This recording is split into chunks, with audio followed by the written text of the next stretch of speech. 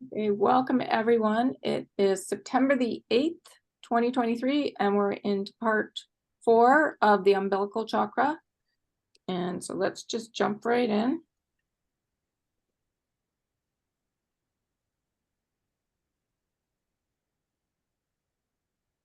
Okay. There we go. Okay, so there's the universal law of change, the fourth dimension, blessing and virtue of awe connected to the umbilical chakra.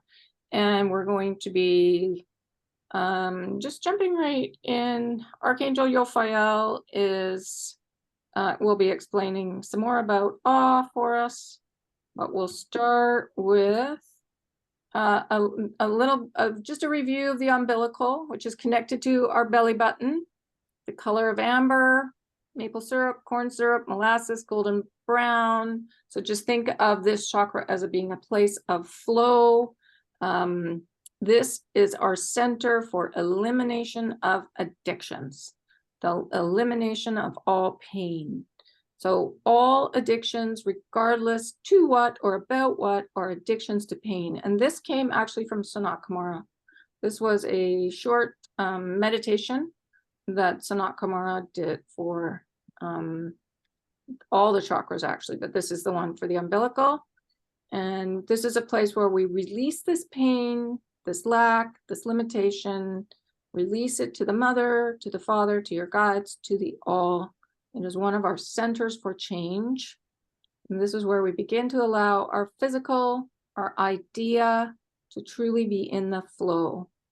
And a good question to ask if you're curious about what's coming next is just ask your guides, what is the next step? Like once you release, do the release and then just ask, what is the next step? Because it may lead to more release and just greater clarity. This is our home for the fourth dimension, the place of magic and alchemy with the qualities of wonder and awe, acceptance, surrender. It is the beginning of transformation, transmutation, transubstantiation. Yes. Well, today in Golden Age, there was an article from, I can't remember which group. I think it was the Octurians, on how to get rid of pain and stuff like that. Daniel Scranton? Yeah. No, it was somebody else. Oh, it was somebody else? But it was the Arcturians. Was the Octurians. They're masters. Yeah, they really get how to eliminate pain. Yes. So anyway, I just thought I'd bring that up because it seemed pertinent. Okay, beautiful. Yeah, they are masters of transformation, the Arcturians. Okay, so this is a place where you can actually, and I've felt it shift a couple times, a chakra where you can feel the energy, the field, and feel how it shifts. And I can feel it right now shifting. So it's just a matter of tuning into what's around you and feeling it. So this is where we allow ourselves to be fully present, immersed in the fourth dimension. So just awaiting that next miracle in the wonder and awe and the magic of transformation. Okay, so now Albert Einstein said the fourth dimension is the quality of magic, and the dimensions are basically etheric classrooms that we're going in and out of without even realizing it. And the fourth is the place of what many of us think of as alchemy. And I always associate this with love, and compassion, and charity, because magic happens when we're in the love and we are in the place of non-judgment of everything. It is the growth into the realization and action of being an agent for transformation, transmutation, and that's bringing everything back to original purity, and transubstantiation, remembering our divinity. This dimension is very easily accessible from our third dimension, and is witnessed continually by living masters such as Shirdi, Sai Baba, divas, fairies, elementals, and so on. And I've got a slide about Sai Baba that'll come next. It is important for you to realize that once you have anchored this growth component within yourself, once you have anchored, mastered the fourth dimension lessons and growth, because that's what they are, they're like classrooms with understanding, but etheric. Within your being, these beings and abilities will not only be visible, but commonplace. And Albert said an everyday human example of this dimension, one which bothered him throughout his human life, was the splitting of the atom. What we think of as science is often simply operating within this dimension. Mhm. Okay, so, and here we have, this is Shirdi Sai Baba. This is a living saint because we were wondering what Albert was talking about. And this came from the ramdas.org website. And he was also known as Shirdi, or Sai Baba of Shirdi was also known as Shirdi Sai Baba, an Indian spiritual master who was regarded by his devotees as a saint, a fakir, and a Satguru. He was revered by both his Hindu and Muslim devotees, and it was uncertain if he was a Hindu or a Muslim. And this, however, was of no consequence to him. He stressed the importance of surrender to the true Satguru or Murshid, who, having trod the path to divine consciousness, will lead the disciple through the jungle of spiritual training. I like that. It is like a jungle. And then who was he? Okay, so Baba lived all his adult life in Shirdi, a small village in India. To the unknowing, he seemed a simple beggar dressed in torn clothes, having no need for any material item. Claiming neither the Hindu nor Muslim religion, nor any religion, he lived in an abandoned mosque with no roof, and every day took his food from a few people, making his rounds with his begging bowl door to door. And then it says what really was happening. He was burning the karmas of everyone. And this is exactly what we're doing too. Everyone who came to him in the Duni, divine fire, Baba kept burning at all times, healing and giving guidance on every level. Hundreds of thousands of miracles are attributed to him in his life, and they have multiplied now after his Mahasamadhi. Great. His death, Okay. his great samadhi, i.e. his death. Okay. Yeah. Baba left his physical form in 1918, but his divine energy and intention and power is always available at work in the world. So I asked him to come and be with me, and it was really nice. So you can invoke him, and he will come. Yeah, he's beautiful energy. But I just thought it was interesting. So would he have reached some, what is it that you call, Steve, samadhi? Oh, Maha means great. Samadhi well, in this case, samadhi means sleep, trance. The trance from which you don't awaken. Okay. The great trance. Okay. Which is So death. he was very enlightened, though, obviously, right? Yes. And it He, was he was an avatar. He was a descent of God into form. okay. And he was still doing his work. He wasn't just sitting there. He was like, he was helping people. Yeah, well, he would keep what he calls a duni, a fire, and they would come to him. And he may have used ash from the fire. Certainly his next incarnation, Satya Sai Baba, used ash. So that's do what? possible. To do what? Well, the second incarnation, you'd take it, you'd swallow it. Okay. Now there, anyways. Okay. So it was, I just wanted to say thanks to Darren because he found this, and Yeah, right. yeah, and I think he was very much connected into the golden grid as well, because he talks of surrender. He talks of, a few things that we've been discussing as well. So it's just interesting to see it written down that we're doing the same thing, but in a Right. different way. Um, Yeah, we don't have people coming to our fire, but we're amongst the people. the vibrations have risen as well since his time. Mhm, So it's easier to become enlightened in the first place now. mhm. And the archangels and the others are more actively participating with us in our enlightenment than they were. Mhm. So, But I like that he was still like he wasn't just sitting still meditating. He was actually helping people. oh, absolutely he was, Yeah. yes. Yeah. So Yeah. so it's a beautiful thing. I'm grateful that I got to connect with him. He's lovely. I highly recommend invoking him and talking to him. I'll get you over a book on him. Oh, you probably don't have time for a book, right? No, it was perfect. But what we did was perfect, and I'm sure he'll be yeah, he'll be with us more too. Yeah. Okay. So Yeah. and what I wanted to just remind us of was the law of intent. So this was back in the second dimension. We're now up to the fourth.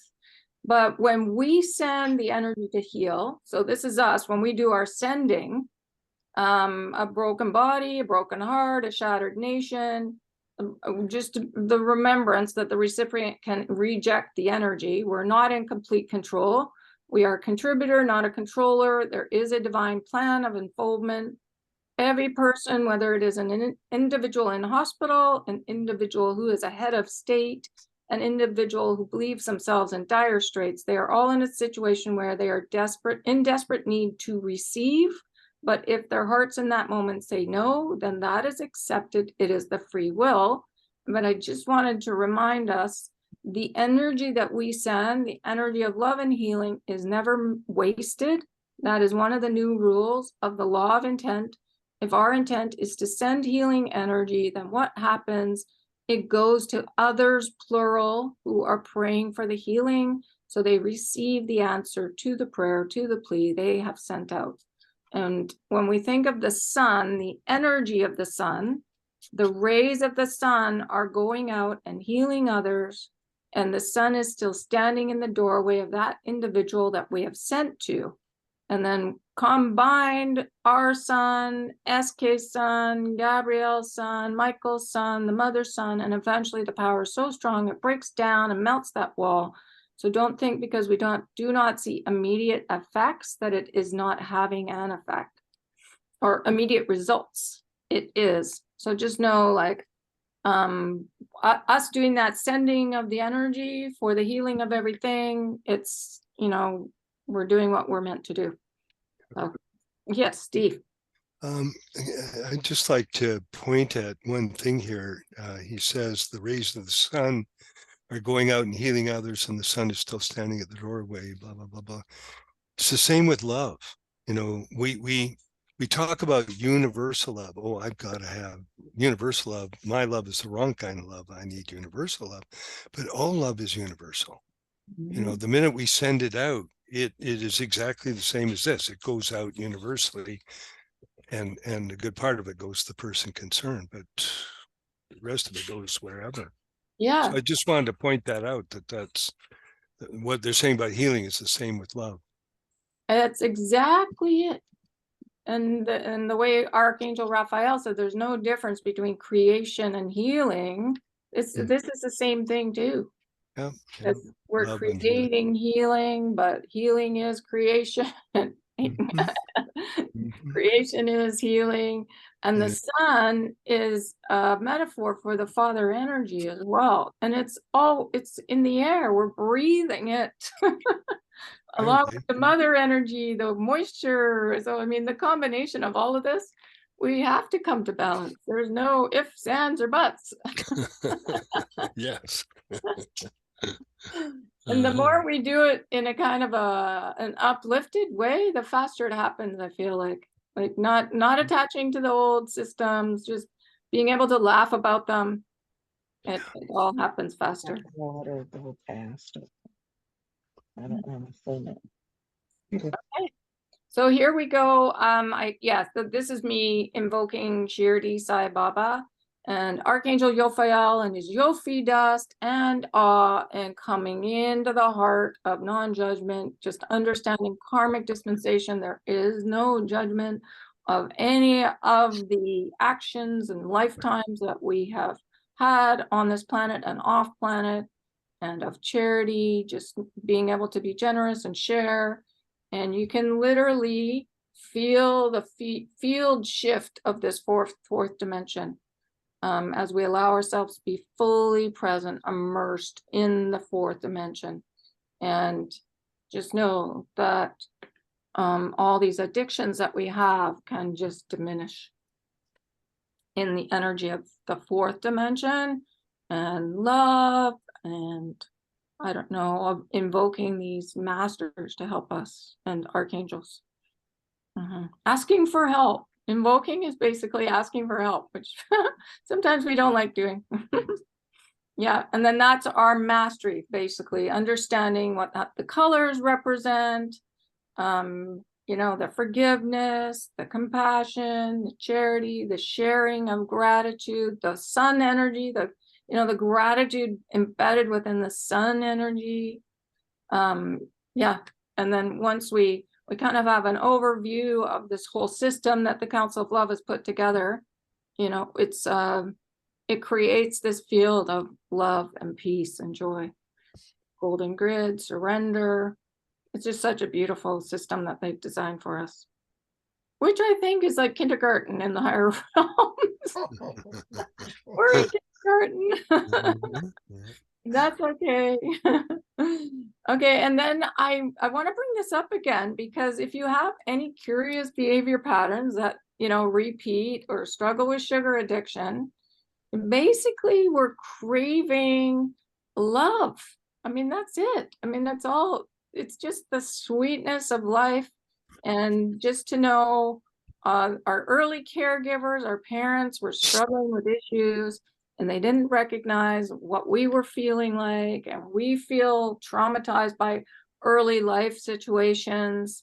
So that when you really love your young self and spin out any resentment towards the past through that umbilical, all the feelings of lack of love and worth, what's left is gratitude. So once you spin it out, you know, it's there, it's right there. But sometimes we need to practice being in gratitude. So waking up in gratitude, being gratitude all day long, loving your little inner child. But that is the default. It is there. So just us coming into that, knowing that that's who we truly are, peace, love, and joy. The old behavior connected to the feelings of discomfort, they just dissolve. After a while, they just dissolve. Well, in any of those divine states, they would dissolve. Peace, love, or joy. That's for sure. But that's who we are. I mean, that's Yes. who we are. That's Yep. so. Yeah, it's just the what- Boston on top. Yeah, so just know, like, the more you practice eliminating, that's what you're going to find underneath, and then that's a natural state, so that we wake up in that, we stay in it. Yep. Mm-hmm. When I was gazing at the self at Xenia in the seat of the soul, the deepest, the bottom of the heart, just naturally I felt pure and innocent, and it was the most wonderful feeling, and reassuring too. Oh, good, look, I'm not born in sin, you know, I'm innocent. Yeah, it's like little yeah. Amelia there. Yeah. That's why I put her there. Yeah, She's behind us. sure. And when she comes on, she's just Yeah. all like this. That's what we truly are. That's us. Yeah, and it's an actual feeling, or not a feeling, it's a divine state, but it's a wonderful state. You know, it's just everything negative or bad disappears in it. Yeah. So, and that's who we truly are. So Yes, remembering your childlike self, remembering, really focusing on that rather than what's not working in the world can help anchor it in quicker. absolutely. So energy goes where the focus goes. So focusing on feeling the wonder and the magic and the awe and the innocence and the purity, then we naturally feel that more and more and more. Yes. And a really good practice, if we're waking up in a type of anxiety where the mind is going, to just calm it right away before getting out of bed. and bless your bed, bless the roof over your head, bless your food, whatever it is, but just, it's a practice at the beginning to anchor it in. Yeah. So I highly recommend it before you and- even get out of bed. And to create the flow of love. If you bless something, you're loving it. Yes, and really love yourself before you get out of bed. Ah, just like do the crossover with the arms. And, oh, remember what it was like to be in a state of awe when you're little. So yeah, and if you can remember, just in your imagination, imagine another lifetime where you were like that, or your angelic self where you're flying around all over the place. Imagine, that's pretty cool to be able to do that. Or your fairy self. Yeah. Okay. Yeah, I find that really does work because I do that pretty well every morning. You know, I do that practice to love myself, put out love, you know, take in love, put it out, you know, love and gratitude and peace and joy. And it really makes a difference for the whole day then. Yeah, I agree. I agree. And you can literally say, I let go all control, all blame. And then we're not focusing on, you know, the outer world that's not working, but we're focusing on the inner world. And then it attracts more situations of I am awe. So even say I am, because those are the two most powerful words. I am, and it brings you right into the heart space, right into divine alignment. You can say any of the states, but because we're working with awe, that's a really fun one to use. And then sprinkle Yofi dust. All, like, you can dump it on yourself.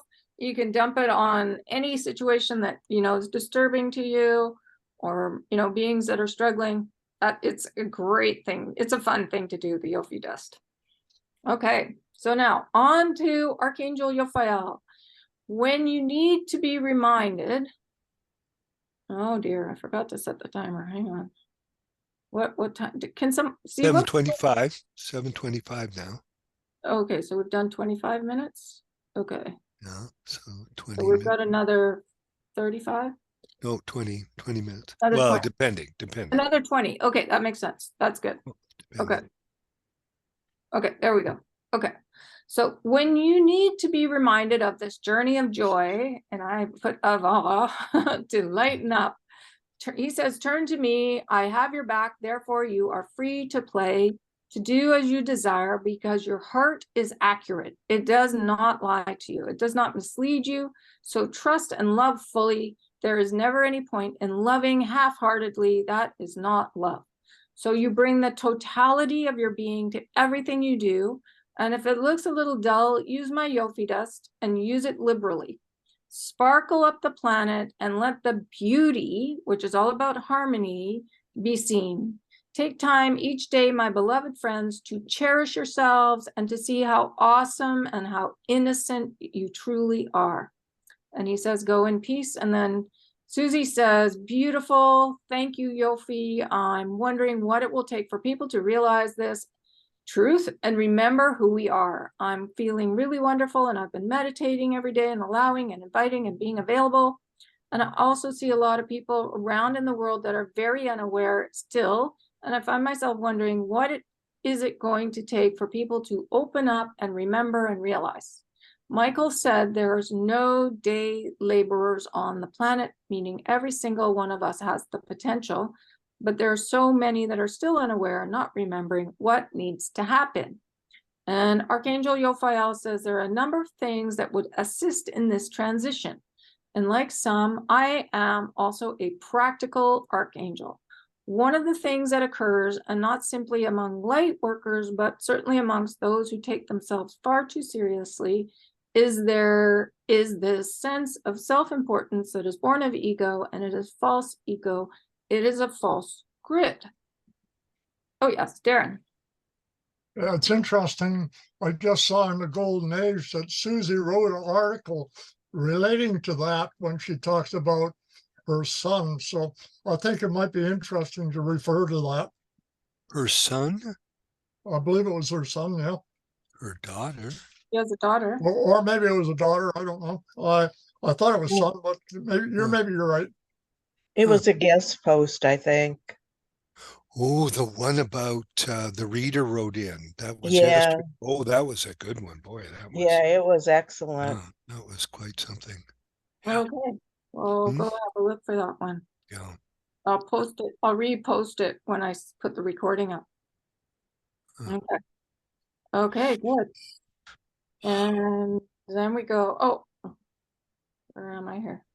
Okay, we just did that. Okay, now at the same time, as I say that, you are magnificent.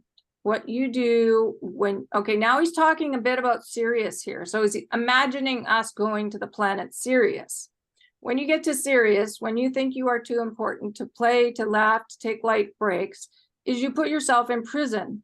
And there may not be any visible bars around you, but you are absolutely putting yourself in prison, and you are adopting false grids and false beliefs, and they don't serve you.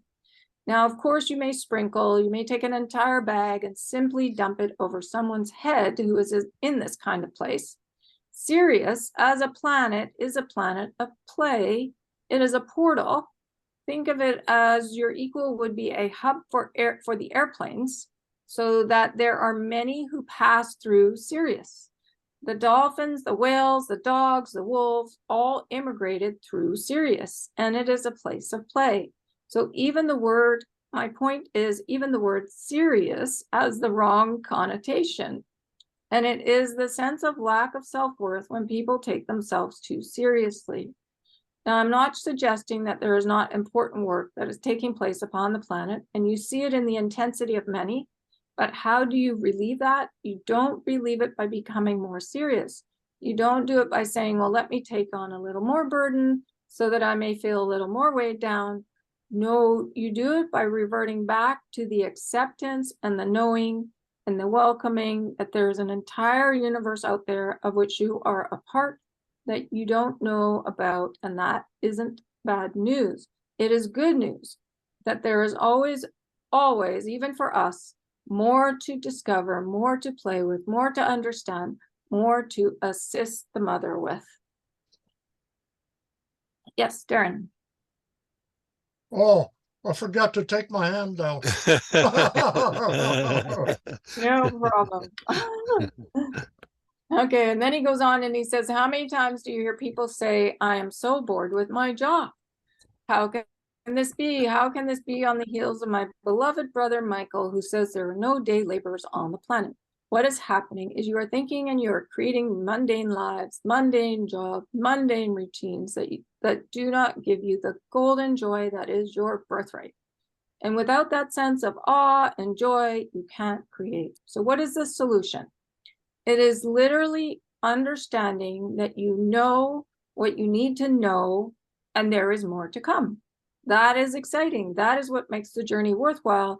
And if you did not have the innate capacity of your mastery, then you would not have the ability to deal with this and to look at it with those eyes of innocence, purity, and awe. So it's lovely that we do inside of us, we all know. It's just a matter of sitting still and accessing that and just deep knowing, so that we go about our day in a state of awe, just waiting for that next miracle.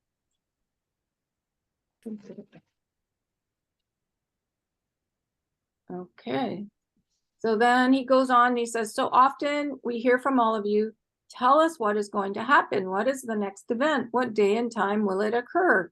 Well, that is not exactly the way things work. Can we be accurate? Yes. Is it out of time? Yes, even though it has been created for you. But when you try to have everything stagnate and in place, thinking that you understand everything, it becomes boring, it becomes mundane. That sense of adventure of looking at a sky, can you imagine looking at a sky that never changes, that never has a cloud or an angel hovering above, that you never see a million stars one night and half of them are starships? Can you imagine going into a garden where nothing ever changes? It doesn't grow, it doesn't lose its petals, it doesn't burst through the soil. Everything is unfoldment. So you say, how will those who are not aware come to know this? one of the ways, apart from my dust, apart from more laughter, apart from more sense of awe, is this growing understanding, sometimes not on the conscious level, that things are changing. It is a constant. And we'll go more into this with the Divine Mother and the law of change after this. It is one of the constructs, not only of your planet, but of the infinite expanding universe. So it is really quite absurd for anyone to think that things won't change and that people will not evolve. So it's just trusting that everything's going to happen the way it's been divinely planned, really. And just knowing that inside of us, it's all, that knowing is embedded with inside of us. And he goes on and he says, you've gone pretty much to the limit in terms of your creative ability collectively, the human race, to create darkness, to create hatred, greed, control, lack, limitation. So you have done that. And might I say, you did an awesome job. So now your soul is looking around and saying, okay, we're done with that. Now we are in a new realm. What can we create? That is why people are restless and tired. Yes, they are restless, looking around for what is new for them. And that is good, because what is happening is the creative juices and that sense of, I don't want the same old, is again coming right to the surface. So many are feeling, I want to remember what it feels like to be full of, and he says, what's your expression? Piss and vinegar. I want to be able to jump out of bed excited with what I am going to do that day. That is what is changing, and you will note it. You will note it in the people changing their homes, their livelihoods, their careers, their families, their communities. I'm not suggesting that everybody pack up their car and go, although that might not be a bad idea, but I am suggesting that you are already seeing this sense of what you think of as a stratified section of humanity. They are restless. And then he goes on to talk about North Korea and how they are clearing the paradigm of warlike nature of humanity. But you see, they are restless. And I think here he's talking about the leaders are trying to create in a negative way, but not the peasants, not the people that are growing the food. They are trying to create something new. And they are learning very rapidly that the old paradigms that they thought they would start out with don't work anymore. No one will accept them. So that is becoming boring very rapidly. And after they finish their tantrums and after they've been sprinkled with Yofi dust, they will begin to remember that energy of creation, because that is the next step. When people are in their creative mode, when we are in our creative mode, there is no stopping us. So it's just fun to be in that creation mode, like he says, rather than stuck in the old. And then he says, have you never had a project where you are so enthused with it, you will work till midnight because you want to see how it's turning out? That is what you are going to witness. That is how you measure that the shift is taking place. And Susie says passion, and Archangel Yophael says passion and compassion. And of course, they happen to be my colors, magenta and amethyst. Susie says, beautiful. Well, as you were speaking, I'm having this vision of people that don't listen to the radio programs or read channeled messages. And they are just very caught up in survival mode, which is my perception, is that keeps people from being able to be open to possibilities. But I have this vision of showing up to people like that in my light body form and escorting them to a cosmic playground or a city of light, take them by the hand and bring them and say, look, this is it. Let's have some fun. And having that be a possibility. Is that really a possibility? And Archangel Yophael says, yes, it is. And it is one of the reasons I suggested to the channel this morning that we not simply travel within, but we travel to the beach. So it is far more easy. So that was the meditation of going to the beach. When people are in what you call survival mode, it is difficult. So we do not mean to be dismissive in any ways, If anything, those who are in survival mode and who have kept on and on and on, they are so deserving of a break. And so the break comes first with this inkling in the heart or in the tummy, sometimes in the head, but generally in the heart or the tummy. And it can be on the bus or for that 10 minutes after you finish making the children's lunch for school the next day and are getting ready for bed, and you're saying something has to change. Now that is a clarion call, not just to me, but the entire universe, and certainly the entire team of the mighty ones. The mighty ones being myself, Michael or Michael, Raphael, Uriel, and Gabrielle. So they're all helping, they're all sending that inkling out to humanity. And this is amazing what he said here. Have you never had a project where you're so enthused with it, you will work till midnight because you want to see how it's turning out? And I feel like he's asking us that because he wants us to be in the creation mode. And that he says that is what you are going to witness. That is how you measure that the shift is taking place. Passion and compassion. Magenta and amethyst. And these are actually our colors of mastery. So it's interesting that he says that.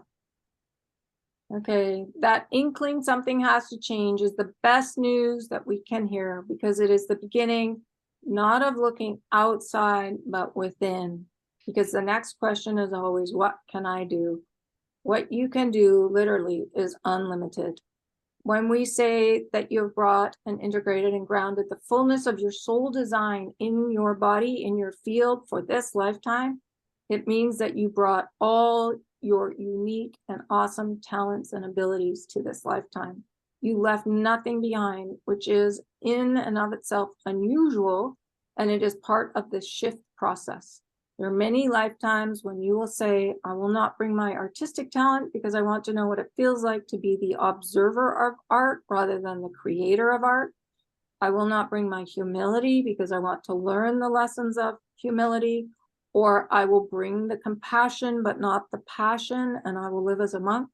I will not bring my ability of creating abundance because I want to live in poverty and learn that. Now, much of these various experiments were done in order to fully examine and explore the false grids of the old third. So each of you did it in various ways, but this life and this time, you brought everything. So this is interesting what he says. These various experiments were done in order to fully examine and explore the false grids of the old third. So each of you did it in various ways. We all explored the good, the bad, and the ugly. And now is the time to let those lifetimes go with awe, all that control and blame and feelings of lack that were unforgivable, or others are unforgivable. All feelings not of love for self and others. So just that reminder that we're all here to ascend together. So the more that we're out of all that blame and shame and pointing fingers and stuff, the better, because that faster we all come into the heart space and into the love. And I find if I find myself complaining about something that's happening out there, I need to turn it around and see where it is in me. I may have explored that in another life and I'm still feeling unforgivable about it. And a way through these old feelings is to ask our guides, why am I complaining? How is it connected to my past? We have all played roles not of love. Now our mastery is not to judge ourselves or anyone. So it's interesting that he actually said that here. Yeah, Darren. Okay, I was just wondering why we bring all our qualities this time, even the ones we've experienced in other lifetimes. Why bring them all in this time? Because this is our special ascension lifetime. This is where we have a mission, and you know, we need everything. We need it all. But he goes on to explain. I'll just get to the next slide here. Okay. So it doesn't mean that you are an artist, a writer, a singer, a dancer, a brilliant businessman, a diplomat, but what it does mean is you brought your unique and beautiful talents. So you have talents and options that you may not have even explored. in this life. So part of that question of, well, what else can I do?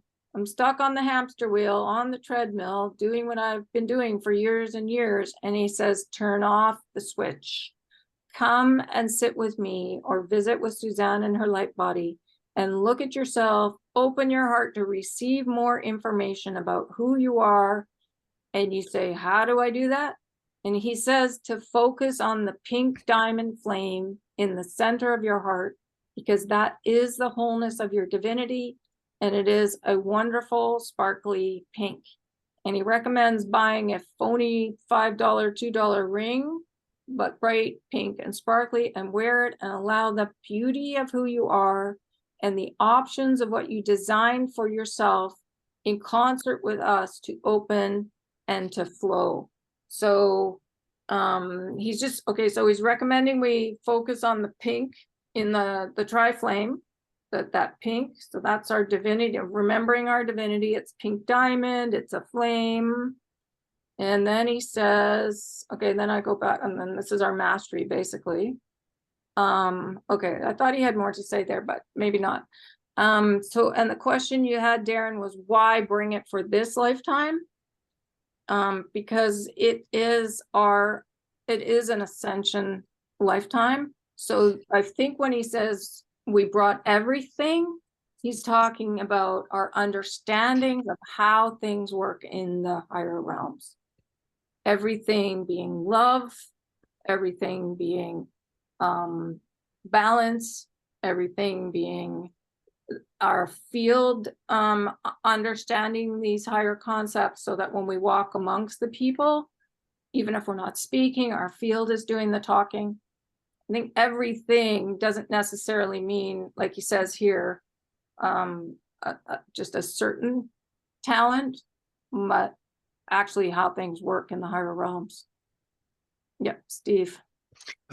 Exactly, Kathleen. Let me add a couple of other factors too. And one is that in terms of why everybody has come with all their capabilities, etc., is that the last two ascensions on Earth did not succeed, right? Mm-hmm. Atlantis and Lemuria, and the mother's intent that this one will succeed. Mm-hmm. That's one. And number two, the newness of so much of what's happening and the universal significance of it, where it's first time that, physical, it's first time it's been mass. We're going into a new region of space, and when we go into there, the whole thing will be interdimensional. Well, right now, that's not the way it is. You can't go to a higher dimension. Well, yeah, you can. Oh, yeah, oh, definitely. Yeah, we are multidimensional right now. It's just not like you're, it's more the feeling.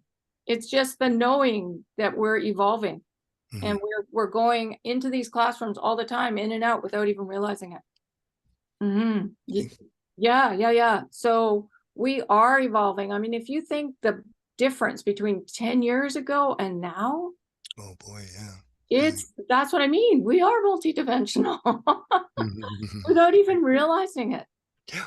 And that to me is when we are loving ourselves and loving our neighbor as ourselves. That basically is ascension, and all the beauty of what we're going to create on the planet comes, but we've got to anchor it within first. We've got to know, we've got to remember it within, because as within, so without. And I had this conversation with one of the parents of, like, I had aunts and nieces, and I had older people and younger people in the reading room today, and the older people were commending the younger ones, because they were so evolved compared to, say, us at that age. And so it's really coming through the young people. They are the hope, they are the change. And yeah, the divine feminine rising in everyone is creating a huge difference on the planet. That gentleness and that peacefulness, because that will take us right out of all war. And being right. Feeling that we have to be right Because it's being right that leads to war. And when that diminishes inside the self, there's no control. There's no blame. There's no guilt. And then we create a world that's loving and kind. Mm. Absolutely. Yes, Darren. Yeah, okay. Do we bring in all our talents this time so that we can anchor them to the third dimension, I guess? Or because we want to recognize those talents in other people who are in this dimension? Oh, absolutely. Yeah. Yeah, because the more you're in your divinity, you're going to see it in others for sure. Yeah, and you're going to help others find their divinity by being the example and just walking amongst the people, no matter if it's just doing the grocery shopping. And because it's our field that does the talking, we don't have to say anything. Yeah. So that's why we have to bring them all in this time, so we can ascend with all the talents and qualities, I guess, huh? Yeah, but I think it's more divine states. I think it's understandings of the dimensions. I think it's understanding the universal laws. It's not like being a dancer or, you know what I mean? So unique and beautiful talents and everything, whenever they use that word, everything, it's really connected to love. Because love is everything. So that would mean anchoring love as much as we can. Yeah. Mm-hmm. Yeah. That is the future. Love. Yeah. Yeah. Okay. So the timer went off. On that note, shall we send out the pink to everybody? All right. Okay, so let's do that. I will set my timer for 10 minutes and then we'll pause we're gonna pause the video. So we'll see what happens. Oh, you know what, if I do that, okay, so I'm gonna come out. Hang on, let's see if we can do this. I'm gonna come out. And then, okay, so everybody, we're gonna send love and the understanding of the pink diamond flame out to the people, and awe and wonder and love and all that for 10 minutes. And I'm gonna pause the recording right here. Stop. Oh no, I don't think I can. Oh, hang on, wait a minute. Pause. Okay, so there we are. We're all back.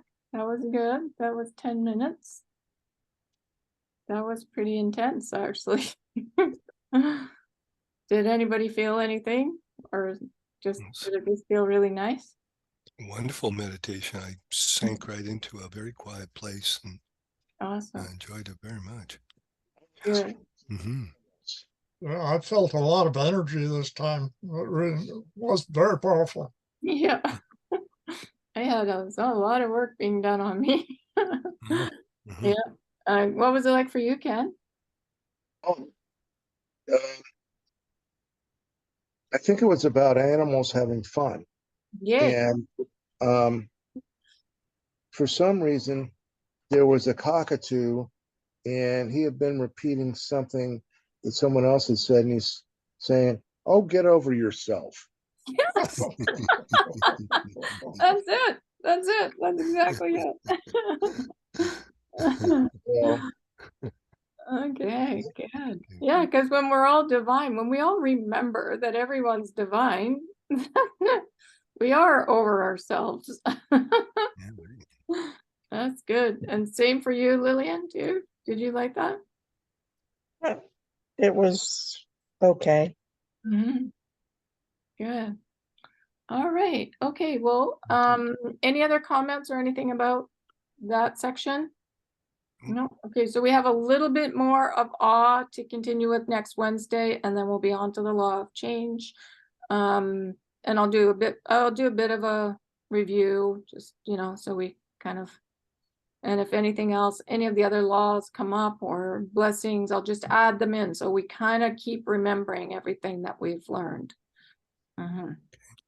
It's a fair amount to know, but once the basics are anchored, then it's just us. That's who we are, basically. That's, yeah. And then we're not focused on the old belief systems. We're focused on how things work. Okay. Okay, so I'm just Thank you, going, dear. yep, I'm going to stop the recording.